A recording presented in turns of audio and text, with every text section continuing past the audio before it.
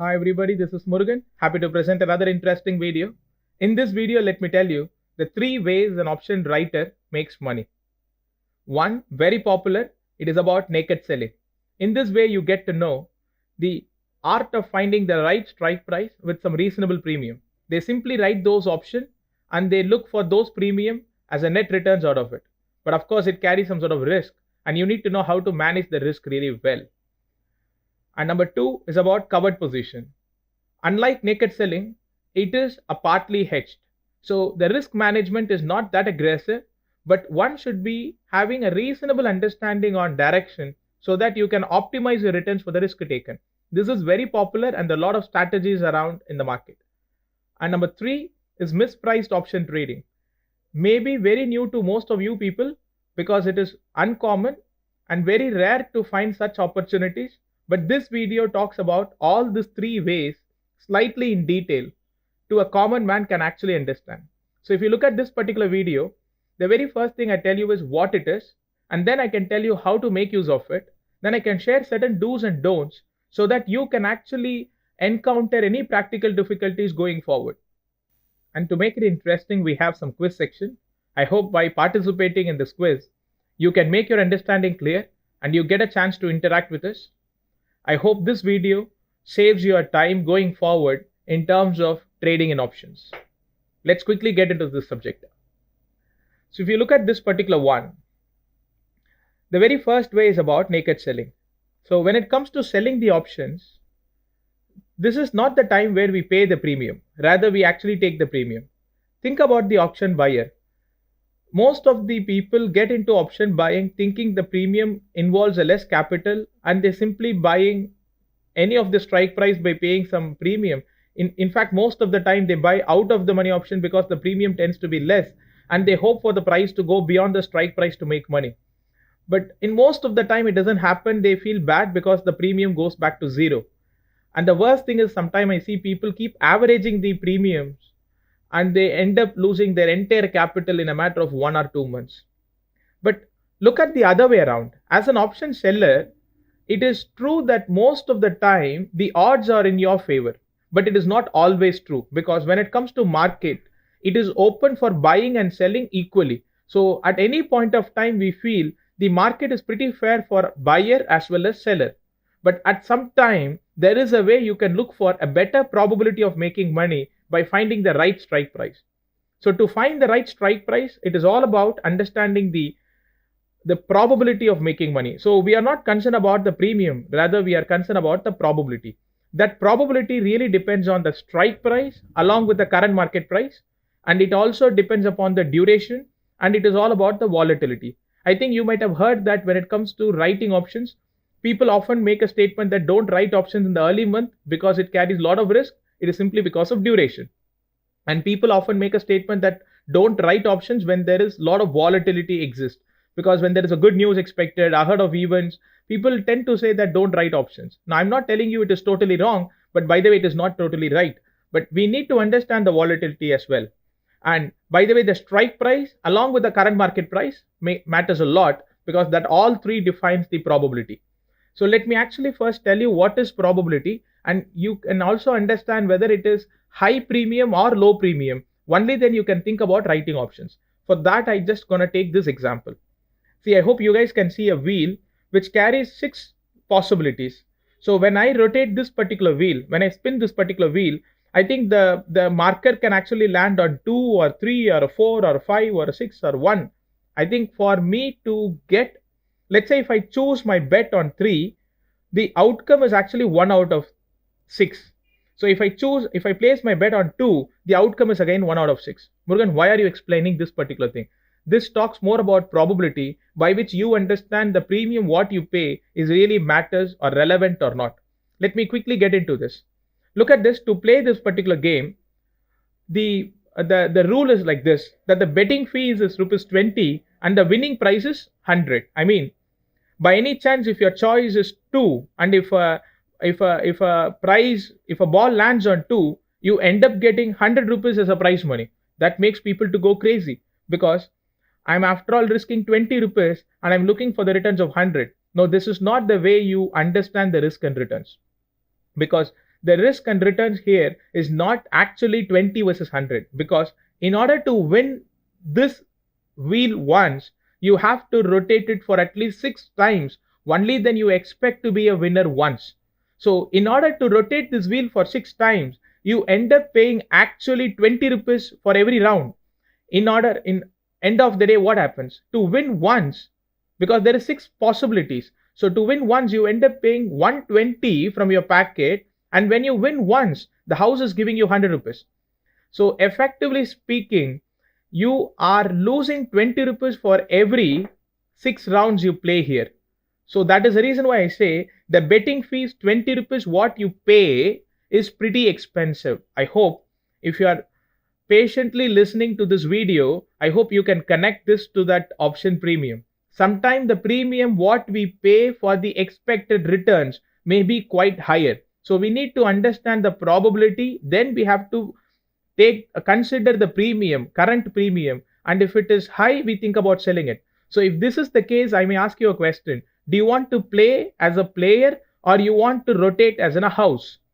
If you ask me with the given numbers, I don't want to play here as a player, because if I play, I become a gambler. Rather, I want to rotate now, because by rotating this, I know that if someone wins, I pay them 100 rupees. But as I rotating it at every round, more and more and more, the chances to make money is quite high. In what grounds? Because every 120 rupees I end up paying 100 in long run. So if this is the case, I don't want to play. But look at this particular one, is pretty interesting, because here the betting fees is 15 rupees and the winning price is 100. If you ask me now, I wish to play as a player, not as a house to rotate. Why?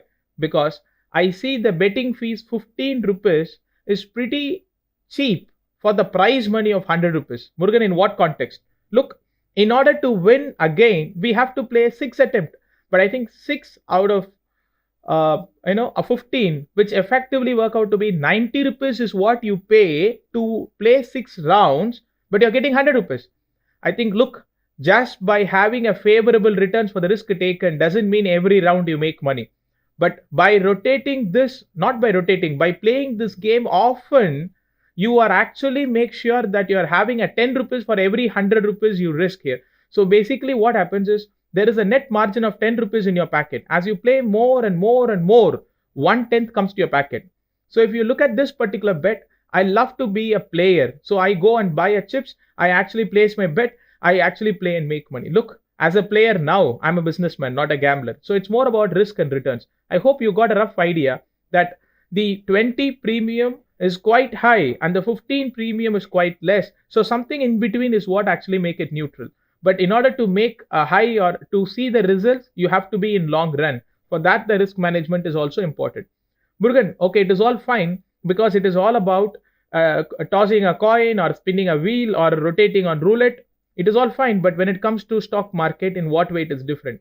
Look at this one. When it comes to call options, let's assume the stock price is 1000, and if the strike price is 1100, the very first thing is how far the chances for the market to cross the strike price. So now it is about 100 rupees difference. So the premium is expected to be maybe different than the 50 rupees strike price. Likewise, we have something called duration. So when it comes to duration, if it is a lot of days, then it becomes high likely to cross, and it becomes risky to the seller and makes viable for the buyer. And it is true as per the volatility, because any major news is lined up, it actually adds speed to the movement. So that makes it possible to cross beyond the strike price. But volatility and the volatility is generally seen as actually unfavorable to the seller. But higher the volatility, but sometimes you see irrational pricing, and that makes people to go and sell it off. Then Murugan, how do I make use of it? So through naked selling, how people make use of it? Number one, very popular thing is people figure out the out of the money options and they sell options. But remember one thing, naked selling, most of the time we make money. I can even say 80 times out of 100 or 90 out of 100 we make money. But those 10 what we lose generally take all our money out of us. So it is not about blindly finding the out of the money options to sell. In case if you actually sell out of the money options, make sure that you have a stop loss mechanism and you make sure that it gives you a reasonable premium. For that, you can actually look at the historical average over the current average is slightly higher. But understand a bit of a pricing to make money. But I think selling at the money options generally gives lot of money to harvest as a time value.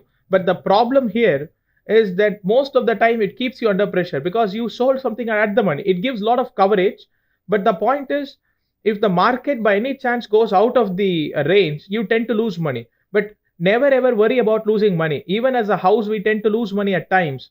But the point is, are we losing something lesser than what we generally aim for is more than enough to make money. But remember, when it comes to selling at the money options, it should be a pretty active options, and you should look for a good returns by finding a good premium as well. And a very classic method of people finding the right strike price is generally through a volatility. Because when it comes to volatility, I think high IV are generally good to write options, but low IV doesn't mean good to buy options, because historically it has been proven that writing options gives the trader a gravity, because there is a time decay by natural be friendly to them. So that is how they actually make money. But sometimes as the volatility pick up, it becomes a bit riskier. So if you look at this particular thing, it is selling at the money options, provided you understand how to manage the risk, along with a high implied volatilities, are generally proven to be really good to make money from a long term perspective. And the second one is about covered positions. When it comes to covered positions, it is quite different from naked selling, because when it comes to naked selling, we are simply selling an option in order to take the full premium out of it. But at times when the market goes quite different than our expectations, and it actually keeps us in trouble for a given trade. So in order to avoid such thing, it is good to actually hedge your trades. So what happens, let me give you a rough idea. As a call option seller, let's say if I plan to sell at the money call option, in order to take a good premium, sometime I buy slightly out of the money option, call option, is to make sure that I don't take undue unusual risk on the upside. Likewise, sometimes we sell out of the money options and we actually buy deep out of the money options. In a way, I plan to take a net premium. So as a covered position also, I'm not someone who is crazy about paying premium. Rather, I'm thinking about taking the premium. That's why I've given a second point, is this is a people who always make sure that they get a premium received in a way of trading it. And it is interestingly, it is partially hedged. I think some of you might have heard of this, like bull spread, bear spread, iron condor, or even straddle. I mean, short straddle, short strangle. These are all the strategies are known as actually the covered positions. Even in fact, the investors tends to write the call option is to actually take the time value of it. That is how they take a slight a dividend through a derivative trading. This is a very interesting ways of trading through a covered positions. I hope this is something and a one style of option writer who actually plan the trades really well. And the third one is pretty interesting, which is about mispriced option trading. See, this is a chapter which is not very common for most of you people, and this involves a bit of a thought process. So if you have a time, I want you people to be a little more patient and make sure that you listen each and every word going forward, because I have some interesting examples. I can make sure that you understand it well, so that you get to know the pros and cons of mispriced option trading, because it is non-directional and it is fully hedged. But the problem is it's less frequent, and people call that as arbitrage, which is exist or doesn't exist. But let me tell you what it is, and I leave it to you to how to make use of it. Okay, now what is mispriced? Because futures and options are derivative instruments, am I right? So it is a derived instrument. Hence, the price of the futures or options and the price of the contracts are always dependent. So if X price is this and Y price is this, then the Z price have to be like this. Such dependencies are there when it comes to the option, the derivative markets.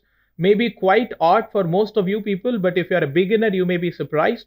But I want your patience to see through this video completely. And by any chance, if you see this video pretty interesting, I hope you should also take efforts to motivate us, because that matters a lot.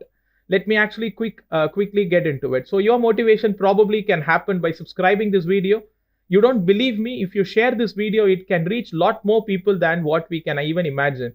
So make sure that you actually share it to an interesting people who may be interested in about writing those. Let me get into this chapter again. Okay, now, first of all, what is arbitrage? What I'm talking about it. See, mispriced as such generally provides an arbitrage opportunity, but now I'm talking more about a derivative instruments. So I'm not going to talk each and everything, but let me take one example here, then I can open the door for you people to start working on it. So I hope you can see now, when the future price and call premium is given, we can guess the put option price. I don't know how many of you can understand. If I give you the Infosys future price to you, along with 750 call option price, I hope you guys can easily guess the 750 put option price. Without having much of the inputs, you can pinpoint calculate the put option price. If you want to know how, because that is what this video tells you, and by any chance if you get to know how to calculate it, you figure out the way to make money, that too a risk-free money through this. Look at the next interesting thing. I'll tell you first how it is. Remember, when I create a future long position, what does it mean? I'm planning to make money as the price goes upside, but I have a problem when the market goes down. So in order to hedge the downside, I make sure that I buy a put option. Because when I buy a put option, what happens? I pay a premium, but that premium becomes my cost. But if the price goes down, then I will be taken care. Let's take an example. If I buy a future at 1,000 rupees, I know that I can make money anything above 1,000. But if a price goes below 1,000, I lose money. So what I do is I go and buy a put option of 1,000 that will protect my downside anything below 1,000. But that comes with a cost called premium. So let's say if I pay 10 rupees of premium, that actually tells me that anything on the downside will be taken care, whereas I lose that 10 rupees what I pay to actually get the protection at downside. But on the upside, the future actually makes money, whereas the put option will not trouble me anything beyond 10 rupees. That's a pretty interesting thing. But if you look at this particular thing, which is actually equal to call buying, because future buying and put buying is equal to call buying, because what exactly the call is doing it. On the upside, you make money, but on the downside, you don't lose anything beyond the premium. That is what nothing but buying a future along with put buying. So at times we decide, we actually find a difficulty. Is it good to buy call option or is it good to buy future by buying a put option? Both technically equal, but at market sometimes you see a price difference because of market force called demand and supply and people expectation on the floor. That actually gives us an opportunity to make money. That is what this particular video is actually highlighting you. If I take a one step forward, you can actually understand it. So I think, I hope you all by this time should be clear about this. If not, you have to scroll the video about 60 to 70 minutes prior, 60 to 70 seconds and see that video. Again, come back here. Now, future long plus put buying is equal to call buying. Am I right? So if I put it in the statements, it is telling me that a future price plus put option premium is equal to call premium of the given strike price. So mathematically, this is the equation. So remember, when you add a future price plus put option premium, it should be equal to the strike price of the call premium. If that is the case, only then you actually make money. So you have to have this equation. By any chance, if you are unable to understand this equation, I give you two options. Again, go and study this relationship. Otherwise, you can also ask us through a comment section. If not, you take this particular equation as a thumb rule, because on this particular equation, we can actually learn further things. Look at this particular one. What did I say? In order to calculate the put premium, so I'm just giving you, in order to calculate the put premium, you have to add the strike price along with the call premium, and you should subtract the future price. I've created the put option premium equal to call premium plus strike price minus the put future price, because from this side it has to go this way. So I've just created the equation. I think it is better you actually take this particular screen maybe as a screenshot, because this makes it pretty interesting to calculate the put premium. Likewise, you have something called call option premium.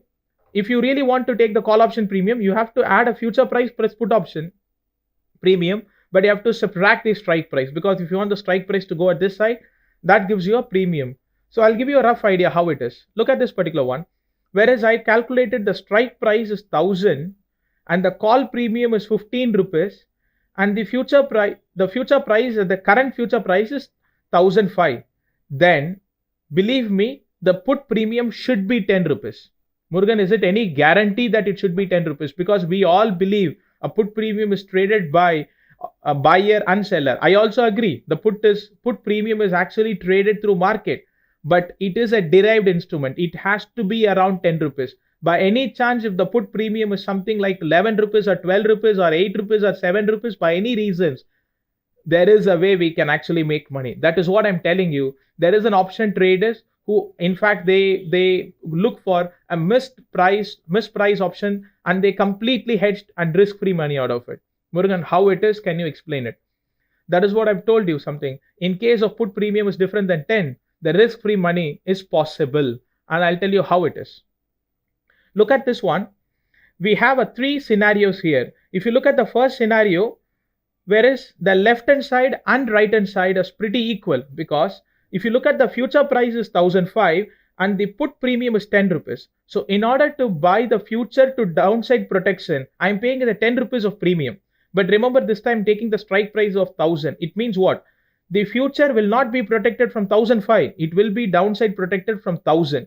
For that, I'm paying a 10 rupees. So indirectly, that is equivalent to a call premium of 15 rupees. How? Because this particular position carries a risk of 15 rupees downside. On the upside, it is open. Whereas the call premium should be 15 for the given strike price of 1000. By any chance, if it is different, there is a way to make money, is what I told you. So I've taken two other scenarios where the premium is not 10, rather it is 5 and 20. So there is a way to make money. So I'll tell you how to trade and to make money when you see the mispriced option writing. Look at this one. The first scenario, there is no mismatch, there is no mispricing, market is pretty rational, and there is no opportunity for us to make money out of it. But look at this scenario. In both the equation, there is a mispricing, hence there is an opportunity to make money. How, Murugan? Look at this. In this case, the future price, which is 1005, and the put option price is ideally expected to be 10 rupees. If you have any doubt, you go back and refer the original equation. But in this case, the premium is not 10 rupees. Rather, the premium is only 5 rupees. So I'm telling you there is a way to make money. How, Murugan? Look at this. If this is a case, I see the put option is pretty cheap. So in order to protect my downside, I don't go for a call option. Rather, I buy a future plus put option, because the put option premium is lesser than the ideal call option premium. So my cost of protecting the downside is less. So what I do is I buy future, I buy a put option. In a way, my downside risk is now only 10 rupees, whereas a call option takes 15 rupees to protect it. So in order to do that, I'm going to sell that call option. So what happens? Effectively at the downside, I'm protecting myself with the cost of 10 rupees. On the upside, I'm selling at the rate of 15. So if I do so, what happens at my expiry date? Remember this, when you do like this 3 put together, there is a solid 5 rupees. Anyway, you're going to make money wherever the market goes. Then how come I get this 5 rupees? Because of mispricing. How? Let's assume the market goes to 950 at the expiry. Remember, now the future price is 1005. But by any chance, if a market is down by 55 rupees from the current level, as a future buyer, I lose 55 rupees straight. No doubt about it. But the put option, what I got by paying 5 rupees, will give me 50 rupees as a return as it become in the money. But the 5 rupees is what I paid for it. So the net return out of that is not 50 rupees, but the 5 paid. So the net return is only 45. So the 55 is a loss out of futures, but the 45 is the protection I got because I got a put option. But interestingly, the call option which I sold at the rate of 15 becomes my net returns. So I put together, by doing all three, Murugan is making 5 rupees as a net returns, even when market goes to 950. Let's say if a market remains 1000, let's say the market have not made much of progress, what happens? My future buying would have resulted me a loss of 5 rupees, but a put option, what I have actually bought by paying 5 become meaningless. There also I've lost 5 rupees. But the call option which I sold at the rate of 15 becomes my net returns. So what happens here is -5 and -5 becomes -10, but here +15. Still I'm getting 5 rupees.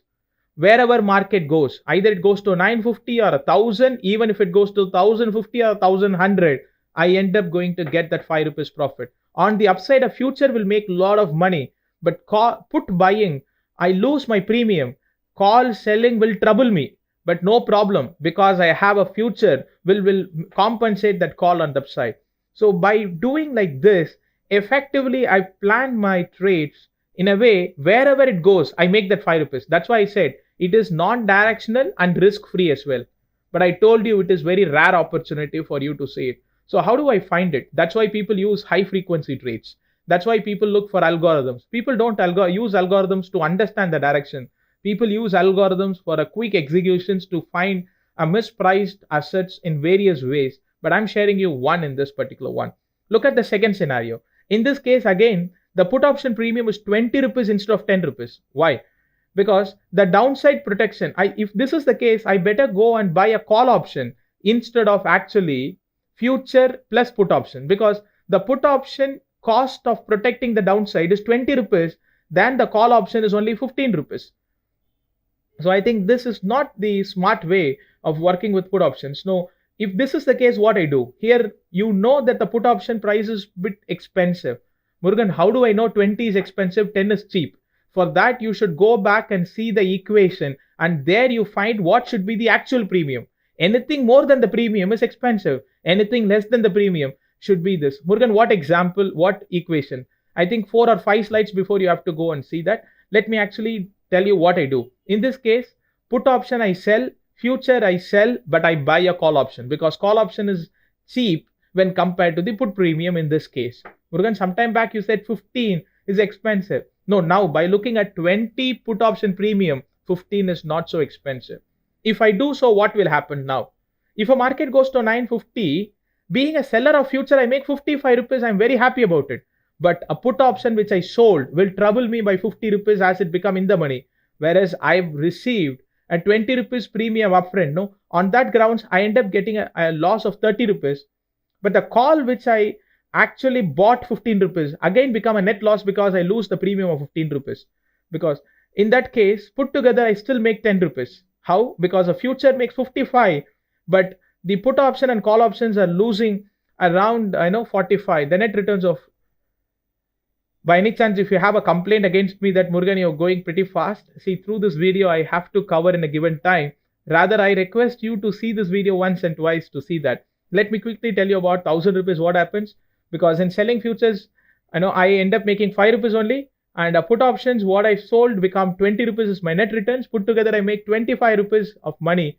But a call option, what I paid a premium of 15 becomes, out of my control. There I lose 15. So net returns is again 10.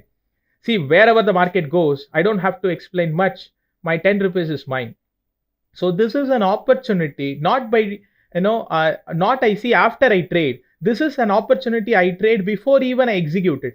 This is actually called as arbitrage, which comes less risky. But remember, it is less frequent as well. So that is a problem in terms of finding such things. But there are so many ways people do option writing. But for me to test your understanding, we have a quiz. So we have a quiz in 2 sections. I think this 3 quiz is for a beginners and the basics. And we have other 3 quiz where it's a kind of a brainstorming and makes it pretty interesting for you to take it forward.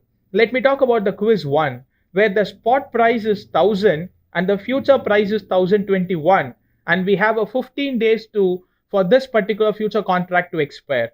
And if this is the case, do you see any trading opportunity? If this is the case, by what means you can actually trade and make money? Remember, this is pretty much for a learning perspective. I'll also talk about the cost involved and the taxations and the margin requirements bit later through a do's and don'ts. But I want you people to tell me what tradable opportunities available in the quiz, in the comment section below.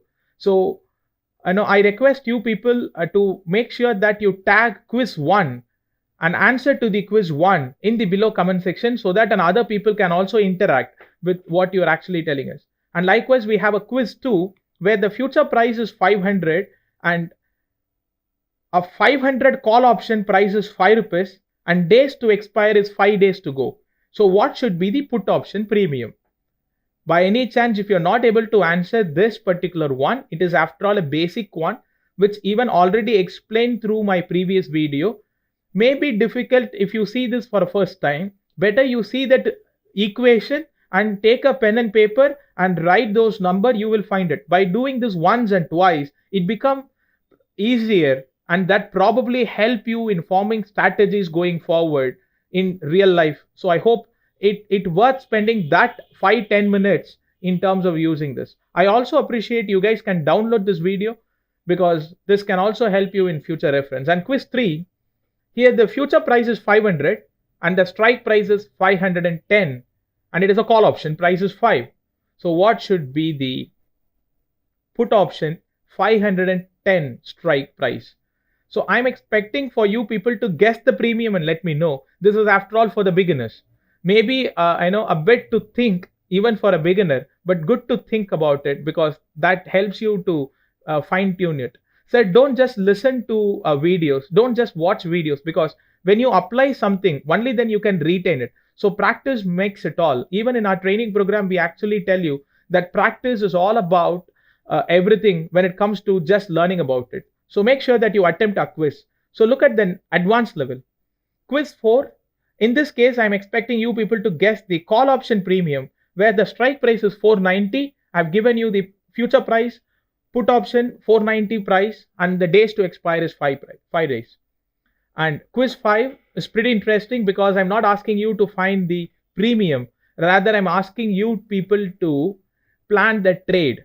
So I want you people to tag a quiz 5 advance and then you let us know which you want to buy. You want to buy a future and call, or you want to buy a future and put and sell a call, or you want to buy a call and sell a future and sell a put, whatever the combinations may be.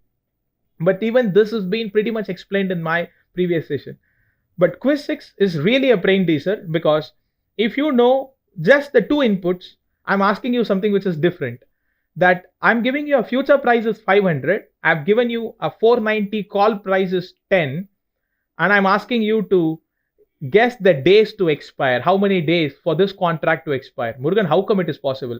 It is possible. That's why I'm telling you the options and futures are pretty much derivatives. It is derivables. So I'm sure here you can easily figure out the number of days to expire. So make an attempt. Nothing wrong. It's good or right. But I hope it actually gives you something interesting to go forward. I hope you might have seen that efforts what we take in terms of making the content available in the public domain. So you should also take an efforts to appreciate us because it saves a lot. And more the people we reach and motivate us to develop such realistic and interesting and appealing video to our target audience. Hope you guys subscribe to our video. And most importantly, do share this video in a WhatsApp or a Facebook. Anything you do matters a lot because you guys are now socially connected, helps us reach more people. Okay, now coming back to the topic, let me summarize it. When it comes to naked selling, remember it requires a sizable capital. So if you got a capital of 10,000, 15,000, 20,000, don't think about it. You need a capital of roughly around 10 lakhs, 15 lakhs, 20 lakhs, a minimum 5 lakh rupees for you to think about naked selling. But yes, you make money, but not that much money, but it actually requires a good risk management. See, when it comes to naked selling, it carries a high success ratio, but don't take it, for granted and don't come to the conclusion that you found out the holy grail and passive about risk management. Rather, it needs an aggressive risk management. Mind your risk. Always ask yourself to what risk, absolute trade risk I take in a given trade.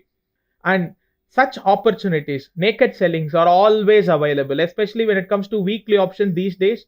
It is not too much of durations in between. So it provides a good chance to actually write options to make money. Even that is the reason why the weekly bank nifty options are pretty popular. And when it comes to covered positions, it requires a moderate capital because it involves about buying options and selling options. Of course, when it comes to trading, we are not minding much about capital. Rather, we are worried about returns for the risk taken, not about the returns for the investment. But it is not about fully risked instrument. Rather, it is partly hedged. So we say it does not take much of risk management. But when you go for spreads, you also need to be aware of your directional. But make sure you are good at directions, not to be brilliant. Even if you're smart of understanding the direction, there is a way to make money. And there is another one is about, it carries a better success ratio. It carries a better success ratio, but I don't call better than naked selling. Naked selling generally carries a very high success ratio, but a covered positions carries a reasonably good success ratio, but you can really optimize your returns for the risk taken. But it is, opportunities are not that frequent because of illiquidity, because of the directional opinion. I don't call it as very easily available. But mispriced option trading is pretty different. Since it is risk free, no risk management, but ROI is very less because the amount of money it takes for you to execute the trade may be slightly high, but for that the return on investment what you get is very less. So it doesn't make much sense for retail people to work on it, because most of the time your full capital gets executed. And by the way, very rare to see such opportunities, so it becomes slightly boring for people to look for such opportunities. But the reason why I've actually explained that particular one, it tells you there is a way by which, and by the way, remember there is a cost involved, so you should also mind your cost and the time value, I mean the interest component. But I don't take you people with a lot of jargons to confuse you people. That is the reason why I've taken the time value out of the picture. So what are the do's and don'ts? A lot of people ask me, Murugan, in what way option trading is different, man? See, if you got by any chance have a patience to watch this video till this minute, take this understanding. I hope this understanding will probably tell you how to see things politely going forward. Look, when you see the price to go up, it is not like buying equity, buying futures, buying call option, and buying selling put options or selling call options. That in all the way I can make money. When you are bullish, there are so many ways you can make money. Am I right? You can buy a call option, you can even sell a put option, you can even sell a call option, even you can buy a futures, you can buy a spot. But remember one thing, everything got a different risk and returns. See, at times, let's say when I want to attack an opponent, I can actually go one-on-one using my hands. Otherwise, I can go one-on-one by taking a sword. I can actually take a pistol, or even I can take a sniper. But remember one thing, whatever the instrument of my choice, that will be given to an opponent as well. So if I take a pistol, he will also be given with pistol. When it comes to pistol, it doesn't take much of my muscle power. Even if I'm smart in aiming it, I can actually win the battle. But remember, you should know how to handle the pistol. If you are a muscularly fit person, better not to use a pistol, because when you are so confident about your muscle power, better you go one-on-one. So you need to understand the strength and weakness of the opponent and choose the wise instrument. When I see someone wearing the goggles, I love to take the sniper because he also given with sniper. I may have a better precision over the next person, and he has to remove the goggle, wear the lens, and then he has to aim for me. Whereas I am a person not wearing the goggles, I may better use the sniper. Murugan, what are you really trying to convey? See, when it comes to futures and options, you need to understand the instrument well and trade it. Because I see a lot of people get into futures and options and they trade as if like they trade with respect to equity, and they see it is less capital intensive and they find it less less risky, and they start trading it. It is after all a misperception about it, and it is a myth. In fact, it is a capital intensive and it takes a lot of risk tolerance for someone to actually trade and make money. Do you know what a lot of amateurs generally do? They go to a battlefield, they straight away take a sniper and they start hitting a person on their head like anything. See, if you use a sniper, you should not hit a person head. Rather, you should aim first, set up the goggle, and you have to aim and attack. Likewise, if you use a call option, it should not be treated as if like you buy a spot or buying a future, because call option carries a different component called a time value, no obligations. So just the rights without obligation. So you need to, under the expiry date, a settlement, and of course now exchange have introduced the physical settlement. With that, the dynamics got changed a bit. So you need to update yourself to handle with futures and options. I hope you got some reasonable understanding and worth spending time in terms of watching this video. I hope you might have seen that EQSIS is not someone who frequently posts videos. But if we post a video, we wanted to make sure that the content is really appealing to our our subscribers. So hope you can subscribe, and of course and make sure that you hit the bell button, because it makes sure that it gives you a notifications. I humbly request you, since you spent all the time till this minute, why not you consider sharing this video in your portal so that it helps us to reach more. And by any chance, if you want any interesting videos, you can actually visit our website and you can actually ask a video and we can actually post it. Thank you. Thanks for watching this video all the way till this minute.